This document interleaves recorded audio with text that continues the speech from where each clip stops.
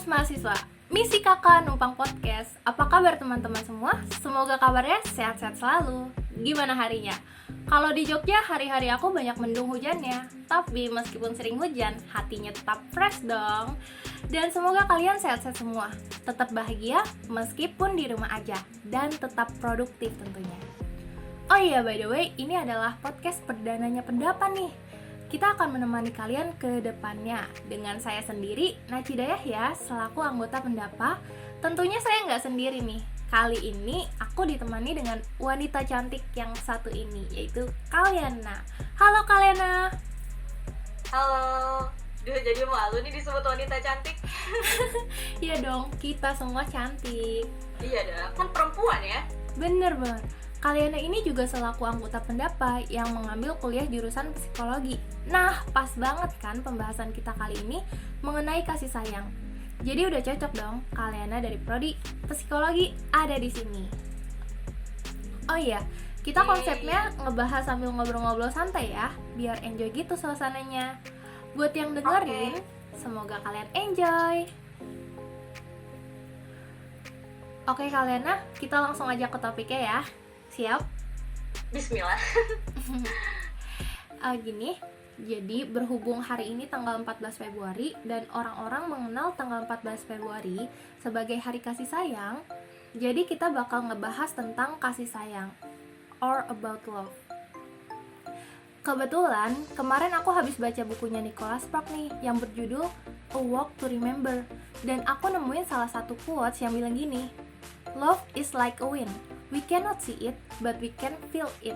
Kita tidak pernah dapat melihatnya, tapi kita akan selalu dapat merasakannya. Merasakan cinta. Kalau menurut Kal sendiri, sebenarnya kasih sayang itu apa sih? Dan kenapa kasih sayang itu penting? Oke. Sebenarnya itu dalam banget ya, Cid, maknanya. Kita tidak bisa melihat, tapi bisa merasakan. Keren. Kalau menurut aku pribadi, kasih sayang itu adalah sebuah bentuk perasaan, di mana itu adalah bentuk perasaan mengasihi, dan dengan rasa mengasihi itu nantinya kita akan terdorong untuk ya berempati, terus habis itu peduli, terus menolong, kayak gitu sih. Wah, bener banget. Jadi cinta itu sebuah, atau kasih sayang adalah sebuah perasaan. Aku setuju sih sama Kal. Dan mungkin nambahin ya, kalau kasih sayang itu sebenarnya memberi. Kasih sayang itu nggak menuntut, tapi dia memberikan kasih sayang. Iya, benar sih. Jadi ketika kita udah memberi dengan tulus, ya kita nggak akan berekspektasi apapun gitu loh untuk mendapat balasannya. Mungkin kayak gitu kali ya. Iya. Terus juga sebenarnya kenapa sih Kal kasih sayang itu penting? Kalau menurut aku sendiri, kenapa kasih sayang itu penting? Kasih sayang itu adalah salah satu kebutuhan manusia sih, Cid. Ini aku agak berteori sedikit, nggak apa ya.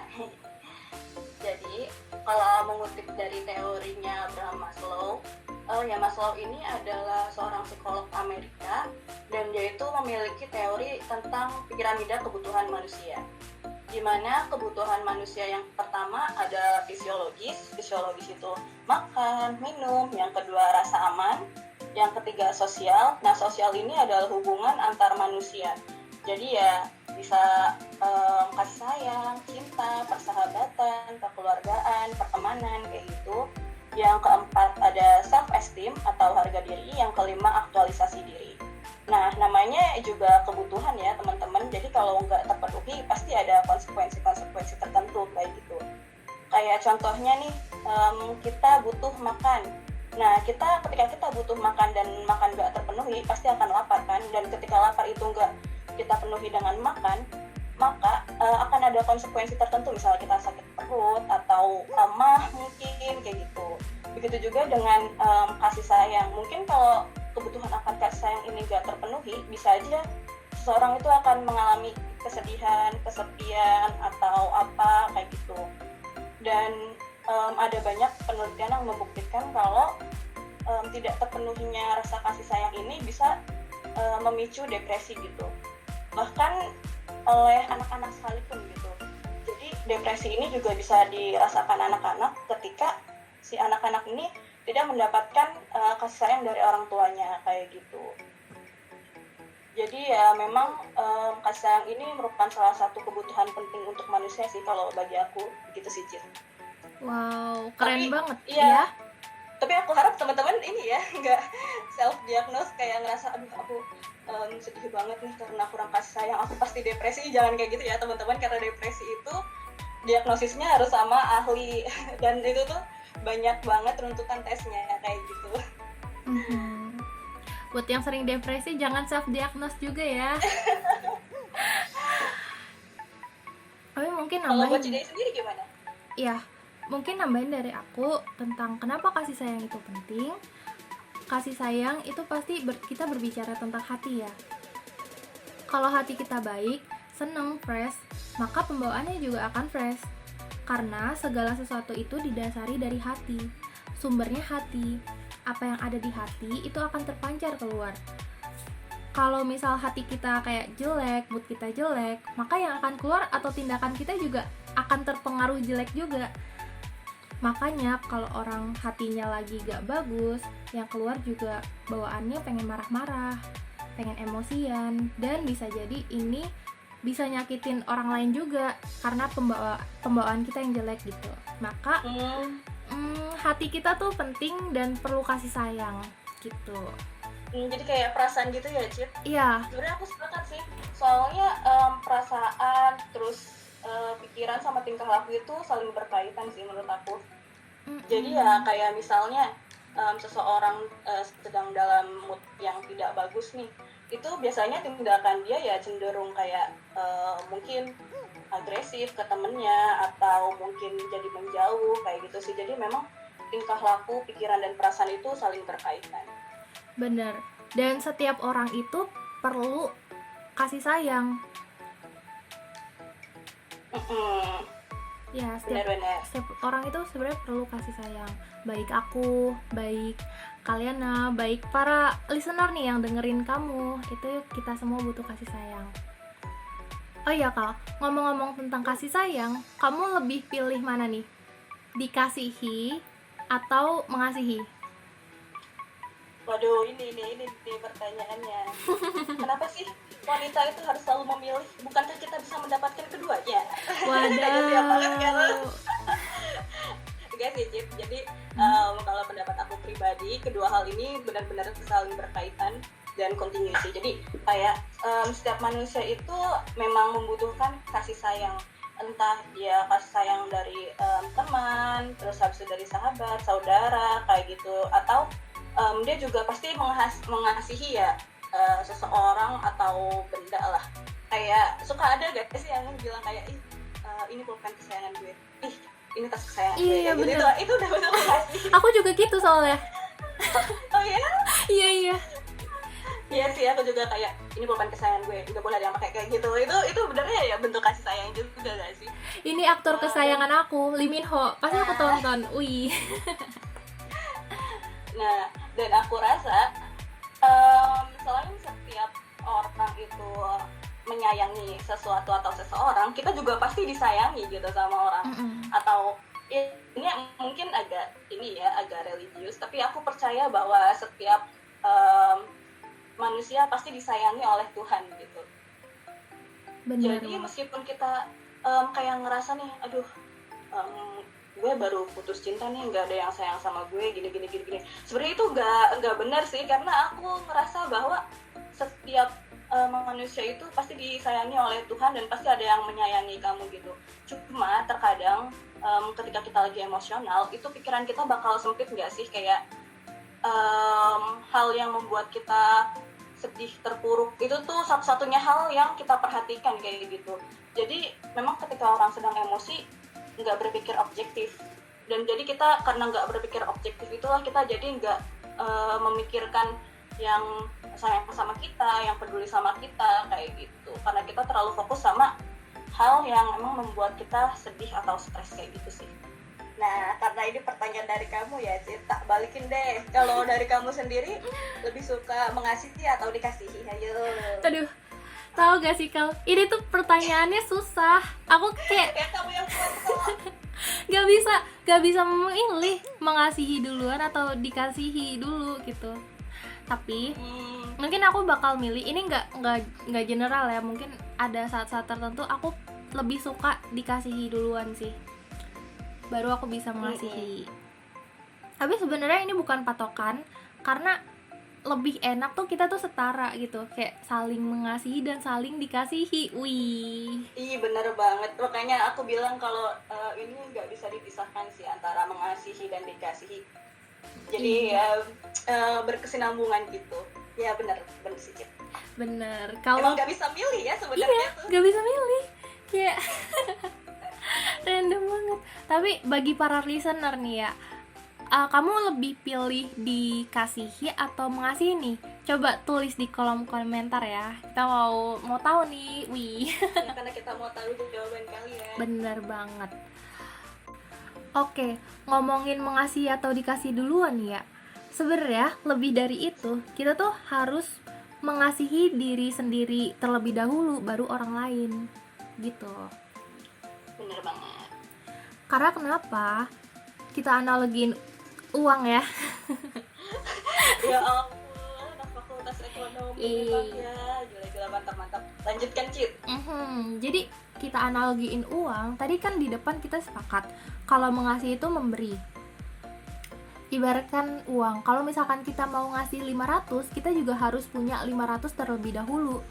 Gimana caranya kita mau ngasih dia 500 tapi sedangkan kita nggak punya 500. Begitu juga dengan kasih sayang. Kalau misalkan kita mau memberikan kasih sayang ke orang lain, kita harus punya kasih sayang dulu. Kasih sayang terlebih dahulu di diri kita. That's why itu kenapa kita harus mengasihi diri sendiri dulu baru orang lain. Iya bener sih. Ya maksudnya kita kalau gak punya uang 500 mau ngasih orang 500 apa mau ngutang kayak gitu gak sih? Iya. Jadi emang benar harus dari diri sendiri. Bener banget. Oh iya, by the way, itu kan tadi kita udah sharing tentang what is love, why love is important, dan mengasihi diri sendiri dulu, baru orang lain. Dan sebenarnya nih ya, bukan masalah kamu menyayangi dia atau enggak, tapi pertanyaannya, dia ngerasa disayang sama kamu apa enggak? Akan hal tersebut, perlu mengetahui bahasa kasih sayang nih, agar kasih sayang yang kita berikan dapat diterima dengan baik oleh dia. Oh iya, by the way, para listener nih, sebenarnya udah pada tahu belum sih tentang love language atau bahasa kasih? Mungkin ada yang belum tahu juga sih sebenarnya apa itu bahasa kasih atau love language. Tapi bagi kalian yang udah tahu, wow, kalian keren banget sih. Oh iya, by the way, sebenarnya buat kau nih selaku anak psikologi, Waduh, berat. Sebenarnya apa itu bahasa kasih atau love language dan apa saja bahasa kasih itu? Mungkin bisa dijelasin? Oke. Sebenarnya aku seneng sih, maksudnya banyak teman-teman yang, kalau teman-teman banyak yang tahu tentang love language ini, soalnya love language ini adalah salah satu cara berkomunikasi untuk menyampaikan rasa sayang kita ke orang yang terkasih, kayak gitulah. Tapi orang terkasih di sini gak sempit ya teman-teman, maksudnya gak cuma ke pasangan aja, bisa ke keluarga, bisa ke teman, atau bisa ke saudara, kayak gitu. Atau ke organisasi juga ya? Iya, bisa banget itu sih.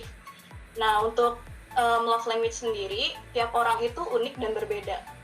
Maksudnya, di sini kan ada 5 bahasa cinta. Yang pertama ada hadiah, yang kedua ada tindakan melayani, yang ketiga ada kata-kata afirmasi, yang keempat ada quality time, dan yang kelima ada sentuhan fisik.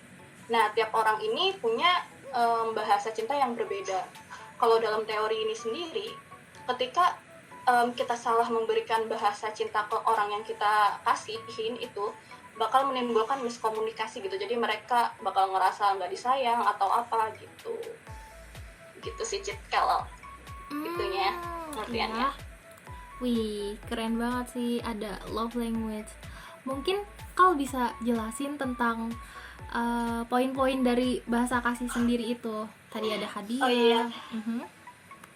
Oke, kita mulai dari yang pertama ya, kata-kata afirmasi. Jadi kata-kata afirmasi ini adalah bahasa cinta seseorang yang dia itu kalau menunjukkan kasih sayangnya dengan kata-kata positif, kayak ketika kamu lagi terpuruk nih, dia bakal bilang semangat, atau kalimat aku sayang kamu, aku cinta kamu, terus makasih selama ini udah bareng aku terus, makasih selama ini kamu udah bareng aku terus, atau sampai sini aja kamu udah hebat banget kok, kayak gitu. Jadi kata-kata yang menunjukkan kalau mereka itu peduli sama kamu dan mereka bakal bersama kamu, kayak gitu istilahnya. Terus yang kedua ini ada quality time. Nah, quality time sendiri ini adalah bentuk komunikasi dari orang yang sering mengorbankan waktunya untuk kamu gitu. Misalnya di sela-sela kesibukan dia menyempatkan waktu untuk main ke rumah kamu, untuk sekedar ya cuma ngobrol, nonton film, atau masak bareng, kayak gitu. Jadi ketika dia bersama kamu, dia itu benar-benar fokus untuk punya waktu yang berkualitas sama kamu, ya ngejauhin diri dari HP mungkin atau apa, kayak gitu. Terus yang ketiga ada sentuhan fisik. Nah, sentuhan fisik di sini maksudnya bukan yang sentuhan yang agresif kayak gitu ya teman-teman, kayak misalnya kita ketemu orang terus kita sayang sama dia tapi kita nunjukin dengan cara noyok kepala dia lah atau apa, bukan ya. Jadi untuk sentuhan fisik sendiri ini ya diungkapkan dengan lembut, kayak misalnya dipeluk atau digandeng tangannya, duduk berdekatan, terus habis itu dielus-elus kepalanya, kayak gitu. Biasanya orang yang punya bahasa cinta untuk sentuhan fisik itu memberikannya kayak gitu. Terus habis itu yang keempat itu tindakan melayani. Kalau tindakan melayani itu mungkin bahasa cinta buat orang-orang yang nggak suka cuma ngemeng doang gitu. Iya. Jadi misalnya nih kamu punya bahasa cinta tindakan melayani. Nah, ketika kamu punya pasangan atau temen gitu, itu kamu ngeliat dia pulang nih sendirian, kamu gak akan cuma ngomong hati-hati ya di jalan kayak gitu, tapi kamu benar-benar akan melakukan tindakan kayak nganterin dia pulang atau ngeboncengin dia atau hal yang lain-lainnya gitu. Jadi itu benar-benar tindakan nyata kayak gitu. Terus yang kelima ada hadiah. Ya kan? Ada, aku suka lupa deh kadang. Nah, ya hadiah ini sebenarnya orang yang punya bahasa cinta memberikan hadiah itu nggak melulu hadiah mahal gitu yang dia kasih. Nah, biasanya kayak misalnya nih kamu lagi nugas nih, nah kamu suka dibeliin martabak mungkin, atau minuman kesukaan kamu, atau makanan favorit kamu, kayak gitu. Itu sebenarnya udah bentuk kasih sayang dengan cara pemberian hadiah, kayak gitu sih, Cit, singkatnya. Wih, keren banget teorinya love language. Dan sebenarnya Iya, aku senang banget loh kalau ada yang tahu tentang ini, soalnya ini akan meminimalisir miskomunikasi. orang untuk gitu loh. Iya, miskomunikasi bahasa kasih. Yes. Dan sebenarnya kayak pentingnya tuh gini, mungkin kita kasih contoh ya, kayak bahasa kasih tiap orang tuh beda-beda. Kayak bahasa kasihku sama bahasa kasihnya Kaliana tuh beda. Kalau bahasa kasihku itu tindakan melayani. Aku suka sesuatu tindakan yang nyata, nggak cuma hanya kata-kata semangat gitu. Kalau Kaliana apa? Kalau aku sendiri sih ini sih kata-kata positif. Soalnya aku senang banget kalau lagi ngedown gitu. Itu ada yang bilang semangat atau tenang aja kamu pasti bisa kok, karena dengan cara seperti itu menurut aku ya, itu tuh perjuangan aku, kehadiran aku itu benar-benar diapresiasi, kayak gitu sih gitu. Dan bahasa kasih aku dan Kaliana itu beda. Ini kayak nggak ada yang benar salah sih, cuma kayak lebih srek aja sama yang mana sih cara penyampaian kasih sayangnya seseorang ke kita gitu. Dan benar banget. Kenapa penting? Karena kalau misalkan Kaliana mau nunjukin bahwa Kaliana tuh menyayangi aku gitu ya, kasih sayang, memberikan kasih sayang ke aku, menurut Kaliana tuh pakai kata-kata semangat itu udah cukup gitu ya, udah cukup. Karena menurut Kaliana kasih sayang itu ya, bahasa kasih sayangnya Kaliana kata-kata afirmasi, kata-kata semangat. Sedangkan aku bahasa kasih sayangku itu tindakan melayani. Aku tidak merasa tersayangi kalau cuma kalau hanya kata-kata yang membangun. Aku perlu tindakan nyata, kayak bantuin tugasku, atau pokoknya tindakan nyata gitu, kayak kamu ada yang kurang di benar-benar mana membantu gitu. kamu gitu ya. Bener, kayak gitu. Dan miskomunikasinya di sini, kalian merasa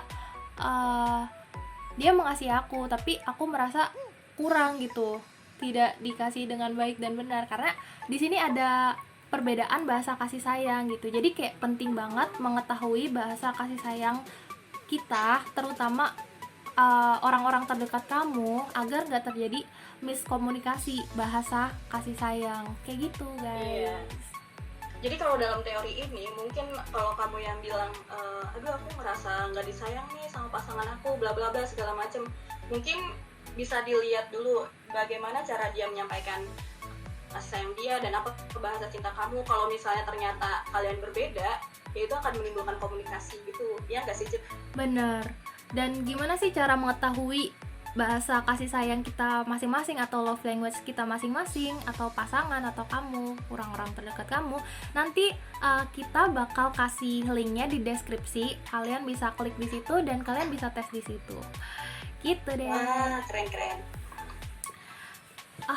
Jadi itu tadi kita udah bahas tentang what is love, why love is important, dan kita udah nge-sharing tentang love language.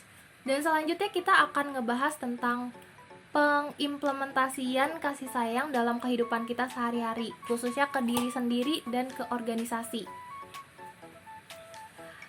Kalau misalkan pengimplementasian kasih sayang ke diri sendiri itu dari hal terkecil ya, diri sendiri, menurut kalian gimana nih? Wah, kalau menurut aku sendiri ya, justru diri sendiri itu adalah orang yang, maksudnya adalah yang paling penting dan paling pertama harus dilakukan gitu. Dan prosesnya pun gak instan sih teman-teman. Jadi menyayangi diri sendiri itu adalah proses yang panjang karena berlangsung selama seumur hidup gitu. Dan kalau versi menyayangi diri sendiri menurut aku itu dengan cara kita merdeka sih jadi diri sendiri. Ya kita bebas punya nilai-nilai sendiri, kita bebas punya pendapat sendiri, kita bebas punya pandangan dan pendapat sendiri, tentunya tanpa mengusik hak orang lain ya. Jadi kita benar-benar bebas jadi diri sendiri dan menerima kekurangan sama kelebihan. Tapi kadang gini nggak sih Cip, kita tuh sering banget sayang sama orang lain, tapi kita tuh cenderung keras sama diri sendiri gitu. Soalnya aku pribadi tuh kayak ngerasa dengan cara kita keras ke diri sendiri itu akan memacu kita untuk bergerak lebih jauh gitu dan berkembang, tapi ternyata itu malah merusak diri sendiri gitu. Jadi menurut aku untuk menyayangi diri sendiri itu bisa dilakukan dengan cara kamu memandang diri kamu sebagai orang yang ingin kamu tolong kayak gitu. Jadi jadi terkadang kita itu harus melihat diri kita sendiri sebagai orang yang memang perlu ditolong, perlu berkembang gitu. Oke, jadi itu tadi pendapatnya Kalena. Jadi mungkin ada juga nih teman-teman yang keras sama diri kalian sendiri, tapi sebenarnya itu nggak baik gitu. Kalian harus menolong, memperlakukan diri kalian sendiri seperti orang yang ditolong gitu. Terus juga tadi self love itu suatu kemerdekaan juga ya Kal tadi. Iya. Oh ya, aku sekalian mau nambahin dikit dong. Jadi kadang di saat kita lagi down, lagi stres, lagi frustasi, tolong jangan terlalu keras ya teman-teman sama diri sendiri. Selama kita berkembang, aku rasa nggak apa-apa kita ambil waktu untuk nenangin diri. Karena sebenarnya perasaan stres, terus frustasi kayak gitu, itu kan pasti ya, itu pasti banget kita alami seumur hidup kita. Dan perasaan itu nggak akan berlangsung lama kok teman-teman. Jadi teman-teman boleh ambil waktu sebentar, terus habis itu dipikirin aku lagi ngerasain apa ya, terus masalahku ini apa ya, kayak gitu. Jadi bantu diri kalian untuk memvalidasi perasaan kalian sendiri, karena dengan kalian membantu dan udah tahu nih perasaan kalian, oh aku sedang merasakan sedih karena aku mengalami ini. Nah itu lebih membantu teman-teman biar bisa menemukan solusi atas permasalahan teman-teman kayak gitu. Iya, jadi bener. Ini juga salah satu bentuk menyayangi diri sendiri sih, dengan cara kasih waktu dan membantu teman-teman itu untuk lebih berkembang lagi kayak gitu sih, Cit. Kasih waktu kalau misalkan lagi frustasi, kayak mungkin ada juga yang bingung kenapa sih aku frustasi gitu, mungkin bisa berinteraksi, ngomong sama diri sendiri, tanya diri sendiri, Bener banget. take your Atau me dibantu dengan time. nulis jurnal Ya, atau tulis diary kayak jurnal. gitu. Dan me time, tanya sebenarnya aku tuh kenapa sih, kenapa hari ini aku sedih, kenapa hari ini aku seneng gitu. Kalau misalkan itu cara kalau lagi bad mood gak jelas sih. Iya, tanyain ke diri sendiri gitu. Dan mungkin cara self love orang-orang tuh kayak beda-beda gitu. Tadi kalau aku sempet tanya-tanya orang juga, tanya-tanya temen aku, self love kamu gimana sih? Self love aku main sama anak kecil gitu, kayak mereka lucu.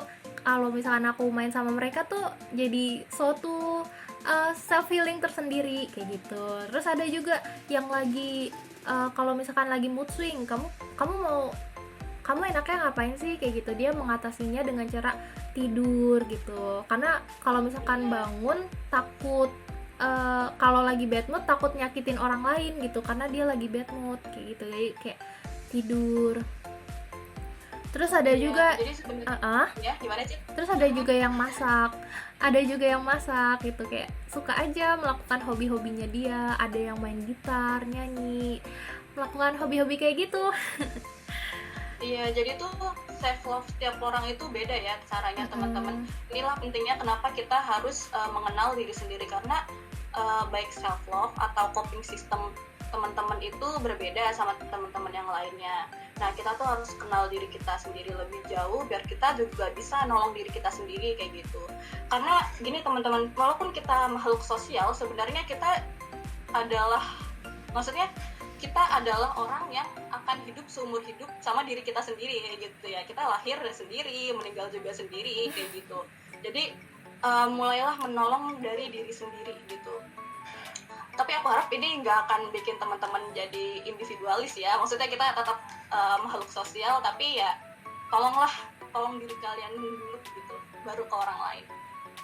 Kalau di ekonomi tuh ada teorinya gini sih, aku jadi inget. Waduh, mantap. Aku Kayak- belajar nih, lanjutkan, Cit. Teori menolong diri sendiri tapi bareng-bareng, jadi kayak individualis tapi juga sosialis kayak gitu. Benar banget. Terus juga oh iya, buat kamu yang cara mencintai, mengasihi diri sendiri juga jangan lupa melihat kesehatan fisik kamu, melihat kesehatan, nggak cuma kesehatan mental juga. Kayak sebenarnya tubuh kita tuh perlu dikasihi, tubuh kita perlu dirawat. Kayak sesibuk-sibuknya kamu itu juga perlu istirahat, perlu makan. Kan biasanya orang sibuk ada yang telat makan, itu jangan sampai lupa makan, jangan sampai lupa tidur. Terus kayak tubuh juga perlu olahraga, itu salah satu bentuk self love kayak gitu. Apalagi jiwa dan raga itu saling berkaitan sih. Jadi kesehatan fisik juga bisa mempengaruhi kesehatan mental, begitu juga sebaliknya. Ya benar sih, Cidai, sepakat aku. Ya, buat kamu yang mungkin sibuk dan lupa buat jaga kesehatan, yuk hidup sehat. Semangat hidup sehat di masa pandemi apalagi ya. Bener, apalagi di masa pandemi. Wih. Oh iya, itu tadi mungkin Akal mau nambahin? Mungkin udah sih, itu aja. Oke. Jadi self love itu penting banget ya, teman-teman. Dan selanjutnya kita akan membahas tentang implementasi kasih sayang dalam organisasi nih. Apalagi kan kayak di masa-masa pandemi jarang ketemu sama organisasi juga. Wah, gitu. bener banget. Dan gimana Kal? Menurut Kaliana? Aku merasa aku berorganisasi pada tahun 2020-2021 ini sangat berbeda sama tahun-tahun sebelumnya, karena tahun-tahun sebelumnya itu kita tuh nggak kayak begini gitu, kita ketemu langsung, ngobrol atmosfernya langsung. tuh kayak udah beda. Beda banget, kayak Beda banget. struggle-nya tuh ya ampun, kayak gitu deh. Waktu kita masih offline gitu kan, Cid. Kita kan kayak suka kumpul bareng, ngopi kan, terus main bareng di sekre kayak gitu gak sih? Iya, Jadi dan tuh ada dari malam situ, sastra juga. Terus kayak gitaran bareng-bareng gitu. Itu kayak enak banget sih. bener banget. Jadi aku ngerasa dengan cara kita bertemu langsung, mengobrol dan berinteraksi secara langsung ini, itu kelekatannya itu terjalin gitu, dan kekeluargaannya itu jadi kerasa banget karena kita ya ketemu terus habis itu ngobrol terus, ya akhirnya kan kelekatan itu terjalin kan. Nah, dengan kondisi pandemi yang harus melakukan segala sesuatu dengan online ini, menurut aku agak sulit sih, karena kita tuh dituntut apa-apa dengan ya online. Misalnya kita harus lihat laptop terus, HP terus kayak gitu kalau mau kuliah. Terus habis itu juga agak sulit sih membangun kedekatan secara online kalau menurut aku, karena ketika kita rapat itu tuh biasanya bahasannya ya seputar project-project aja nggak sih, apalagi kita tuh nggak ketemu. Terus habis itu ketika online terus bahas, maksudnya kita rapat bahasnya seputar project, jadi itu di situ kita gak Kayak bosen, membangun boring. kedekatan personal gitu. Iya. Jadi emosi antara teman-teman itu gak kebangun gitu, dan aku ngerasa kelekatannya kurang gitu. Kalaupun terjalin mungkin gak seintens kalau offline kali ya. Nah, jadi menurut aku ini bisa dibangun dengan love language sih, asik. Asik, love language lagi Iya. nih ketemu. Kita balik lagi ke teori ya, teman-teman. Nah, di love language sendiri itu kan disebutkan ya kalau misalnya bahasa cinta tiap orang berbeda-beda. Tapi dalam organisasi sendiri kita bisa menggunakan yang sekiranya bisa dipakai kolektif begitulah. Ya, misalnya pemberian kata-kata positif. Nah, ini tuh dialamin banget gak sih sama kita yang merekrut teman-teman baru gitu. Nah, teman-teman baru ini karena secara online kan, itu nggak pernah ketemu kita secara langsung. Terus habis itu mungkin juga untuk ngobrol sama kita itu ya jarang gitu.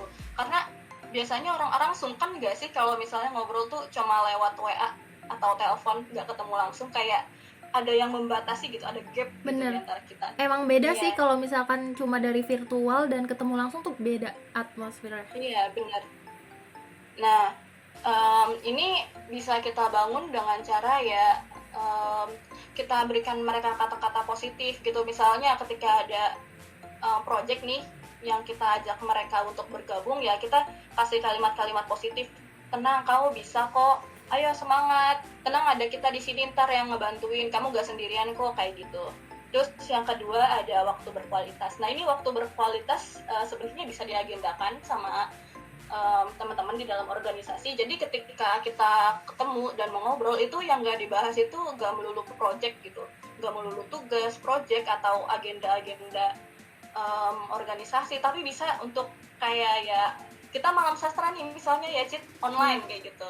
Antara teman-teman dari domisilinya masing-masing itu nyanyi, terus habis itu berpuisi gitu-gitu.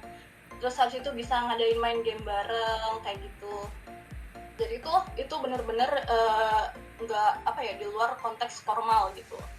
Nah, itu bisa membangun kedekatan juga. Terus habis itu kalau sentuhan fisik kan pasti nggak bisa dilakukan kan. Nah, terus bisa juga pemberian hadiah sih. Jadi ya kayak misalnya ntar kalau misalnya teman-teman udah nyelesain suatu project nih, nah ntar kita kasih mereka hadiah, misalnya kita kirimin mereka buku, terus habis itu kirimin mereka ya makanan gitu, kayak gitu-gitu, itu juga bisa sih. Cuma mungkin ini agak sulit. Iya, bener banget. Ya, gitu sih. Ini sih kayak yang aku kayak setuju yang bilang tentang main game bareng kayak atau yang quality time tadi. Soalnya tadi malam banget aku barusan kan kita rapat. Terus abis selesai rapat tuh kayak rapat tapi atmosfernya tuh tegang gitu kan ya, tegang. Terus kayak ada orang yang galak juga, semoga dia nggak denger ini ya. Aku tahu sih siapa, tapi aku tidak mau menyebutkan. Iya, kayak ada orang yang galak juga gitu. Terus kayak aduh takut nih gitu pas rapat. Terus ternyata ada yang ngajakin main Mobile Legend kan, habis selesai rapat kita main Mobile Legend yuk, kayak di grup gitu. Terus ada yang ayo yuk main Mobile Legend gitu. Nah yang si orang yang galak tadi tuh kayak ikut. Terus kayak pertamanya.